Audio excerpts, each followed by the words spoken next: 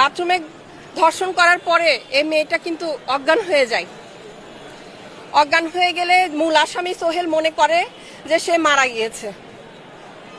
তারপর সে 10 ইঞ্চি একটি চাকু আমরা আদালতের কাছে উপস্থাপিত হয়েছে বলে জানতে পেরেছি।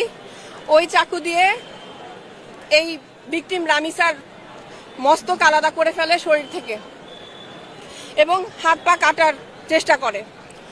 এই সব কাজে দুষ্কর্মের সহযোগী হিসেবে সোহেলের ওয়াইফ তাকে সাহায্য করে এবং পাড়া প্রতিবেশী দরজা ধাক্কালেও সে দরজা খুলে দেয়নি।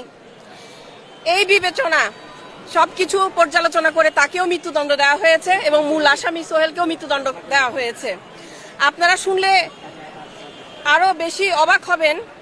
এখানে আমরা যারা উপস্থিত ছিলাম রায় ঘোষণার সময়, সেই সময়ে এখানকার বিভৎস যে বর্ণনাগুলো, ওগুলো একজন অভিভাবক হিসেবে, একজন আইনজীবী হিসেবে শোনাটা নিদারুণ কষ্টের। এখানে উপস্থিত ছিলেন রামিসার বাবা এবং আমরা আদালতের যে একটি বক্তব্য এখানে কোট করতে চাই, সেটা হচ্ছে শিশু রামিসার এই ঘটনাটা শুধু একটি শিশুর না, এটা সমাজের জন্য একটা মেসেজ যাবে।